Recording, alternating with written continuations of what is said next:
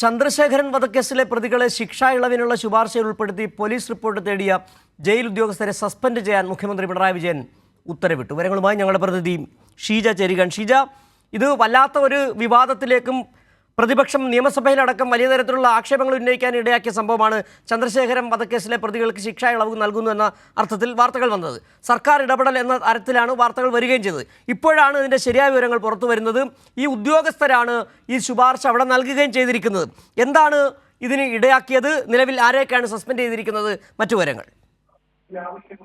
തീർച്ചയായും സിജു, ഏതായാലും ശിക്ഷാ ഇളവിനുള്ള ശുപാർശയിൽ ഈ ടി.പി. ചന്ദ്രശേഖരൻ വധക്കേസിന്റെ തടവുകാരെ ഉൾപ്പെടുത്തി എന്നുള്ളൊരു വിഷയം വലിയ തോതിൽ പ്രതിപക്ഷമടക്കം സൂചിപ്പിച്ചതുപോലെ നിയമസഭയ്ക്കകത്തും പുറത്തുമടക്കം വലിയ തോതിൽ ഉയർത്തിയിരുന്നു. ഈ വിഷയത്തിൽ ഏതായാലും പോലീസ് റിപ്പോർട്ട് തേടിയ ജയിൽ ഉദ്യോഗസ്ഥരെ അതായത് ഈ ശിക്ഷാ ഇളവിനുള്ളവരുടെ പട്ടികയിലേക്ക് ഈ ചന്ദ്രശേഖരൻ വധക്കേസിലെ പ്രതികളെ കൂടി ഉൾപ്പെടുത്തുന്നതുമായി ബന്ധപ്പെട്ടുള്ള റിപ്പോർട്ട് തേടിയ ജയിൽ ഉദ്യോഗസ്ഥരെ സസ്പെൻഡ് ചെയ്യാനാണ് ഇപ്പോൾ ഏതായാലും മുഖ്യമന്ത്രി പിണറായി വിജയൻ ഉത്തരവിട്ടിരിക്കുന്നത്. ഇതിൽ കണ്ണൂർ സെൻട്രൽ ജയിലിന്റെ സൂപ്രണ്ടിന്റെ ചുമതലയുള്ള ജോയിന്റ് സൂപ്രണ്ട് KS ശ്രീജിത്ത്, അതോടൊപ്പം തന്നെ അസിസ്റ്റന്റ് സൂപ്രണ്ട് ഗ്രേഡ് 1 ആയിട്ടുള്ള BG Arun, assistant prison officer OV Raghunath എന്നിവരെയാണ് അന്വേഷണ വിധേയമായി നിലവിലിപ്പോൾ സർവീസിൽ നിന്നും സസ്പെൻഡ് ചെയ്യാൻ ഉത്തരവിട്ടിരിക്കുന്നത്. ഏതായാലും ഇതുമായി ബന്ധപ്പെട്ടുകൊണ്ട് നേരത്തെ തന്നെ, അതായത് ഈ നിലവിൽ 1 വർഷം മുൻപ് തയ്യാറാക്കിയ ഒരു പട്ടികയുടെ പേരിലായിരുന്നു ഇതുമായി ബന്ധപ്പെട്ടുള്ള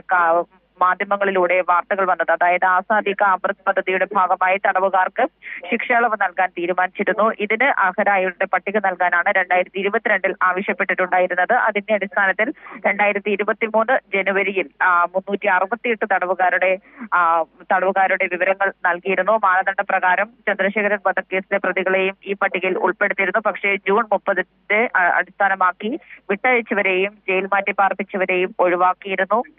തുടർന്ന് അതിൽ നിന്നും പുതുക്കിയ ഒരു പട്ടികയാണ് തേടിയിട്ടുണ്ടായിരുന്നത്. അതിൽ നിന്നും പുതുക്കിയ പട്ടിക തേടിയപ്പോഴാണ് വീണ്ടും ഇവരുടെ പേരുകൾ ഇതിൽ ഉൾപ്പെട്ടു എന്നുള്ളൊരു വിവരം വരുന്നത്. ഏതായാലും ഇതിലിപ്പോൾ അടിയന്തര നടപടിയാണ് ഇപ്പോൾ സർക്കാർ കൈക്കൊണ്ടിരിക്കുന്നത്. ഷീജ, ഇതിനകത്ത് സാധാരണഗതിയിൽ ജയിൽ ഉപദേശക സമിതിയുടെ ശുപാർശയുടെ അടിസ്ഥാനത്തിലാണല്ലോ ഈ ശിക്ഷാ ഇളവ് നൽകുന്നവരെ ആ പട്ടികയിൽ ഉൾപ്പെടുത്തുകയൊക്കെ ചെയ്യുന്നത്. അതിൽ ജില്ലാ ജഡ്ജി ഉൾപ്പെടെയുള്ളവർ ആ ഉപദേശക സമിതിയിൽ ഉണ്ട് താനും. പക്ഷേ ഇവിടെ എങ്ങനെയാണ് ഈ ഉദ്യോഗസ്ഥർ ശുപാർശ ചെയ്യുന്നതിനുള്ളൊരു സംശയം നിലനിൽക്കുന്നു. ആ നടപടിക്രമങ്ങൾക്ക് വിരുദ്ധമായാണ് ഉദ്യോഗസ്ഥർ പെരുമാറിയതെന്നുള്ള ചോദ്യം ഉയരുകയാണ്.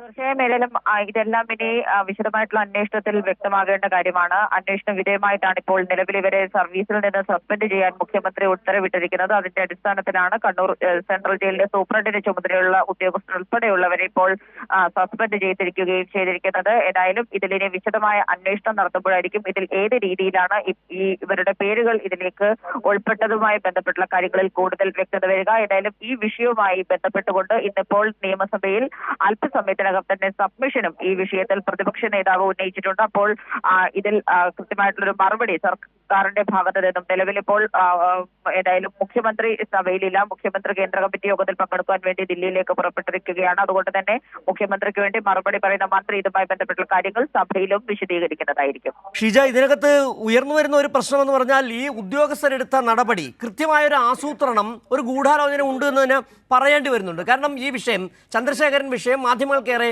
ഇഷ്ടപ്പെട്ട വിഷയമാണ്. സർക്കാരിനെതിരെ ഏത് കാലത്തും പ്രയോഗിക്കാനുള്ള ഒരു വടിയായി അത് ഉപയോഗിക്കാറുമുണ്ട്. ഇവിടെ ചന്ദ്രശേഖരൻ കേസിലെ പ്രതികളെ ശിക്ഷാ ഇളവ് നൽകുന്നു എന്ന് പറഞ്ഞ് വലിയ തരത്തിൽ മാധ്യമങ്ങൾ വാർത്തയാക്കുമ്പോൾ അതിന് പിന്നിൽ സർക്കാരാണ്, CPM ഉണ്ട് എന്ന് വരുത്തി തീർക്കുകയാണ് ലക്ഷ്യം. ഈ ഉദ്യോഗസ്ഥർ അതിന് കൂട്ടുനിന്നു എന്ന് പറയേണ്ടി വരുന്നുണ്ട്. തീർച്ചയായും സിജു, അതിൽ യാതൊരുവിധ സംശയമില്ല. ഉദ്യോഗസ്ഥരുടെ ഭാഗത്തു നിന്നുണ്ടായ ഒരു പാകപ്പെട്ട് തന്നെയാണ് ഇത്തരത്തിൽ ഈ കാര്യങ്ങൾ എത്തിച്ചിരിക്കുന്നത്. അതിൽ സർക്കാരിനെ പ്രതിക്കൂട്ടിലാക്കുക എന്നുള്ളത് ലക്ഷ്യമിട്ടാണോ ഈ ഉദ്യോഗസ്ഥർ പ്രവർത്തിച്ചത് എന്നതുപോലും സംശയിക്കേണ്ടിയിരിക്കുന്നു. അതിന്റെ അടിസ്ഥാനത്തിൽ തന്നെയാണ് ഇപ്പോൾ ഏതായാലും അടിയന്തര നടപടി എന്ന രീതിയിൽ അന്വേഷണ വിധേയമായി ഇവരെ സർവീസിൽ നിന്നും സസ്പെൻഡ് ചെയ്യാൻ ഉത്തരവിട്ടിരിക്കുന്നത്. ഇത് സംബന്ധിച്ച് വിശദമായ അന്വേഷണം നടത്താനും നിലവിലിപ്പോൾ ആഭ്യന്തര വകുപ്പ് തീരുമാനിച്ചിട്ടുണ്ട്. ശരി, ഷീജയാണ് തിരുവനന്തപുരത്ത് നിന്ന് വിവരങ്ങൾ നൽകിയത്. ചന്ദ്രശേഖരൻ വധക്കേസ് പ്രതികൾക്ക് ശിക്ഷാ ഇളവ് നൽകുന്നതിനായി ശുപാർശ ചെയ്യുന്നതിനായി പോലീസ് റിപ്പോർട്ട് തേടിയ സംഭവത്തിൽ ജയിൽ ഉദ്യോഗസ്ഥരെ സസ്പെൻഡ് ചെയ്യാൻ മുഖ്യമന്ത്രി ഉത്തരവിട്ടിരിക്കുന്നു. വിവരങ്ങളാണ് ഷീജ നൽകിയത്.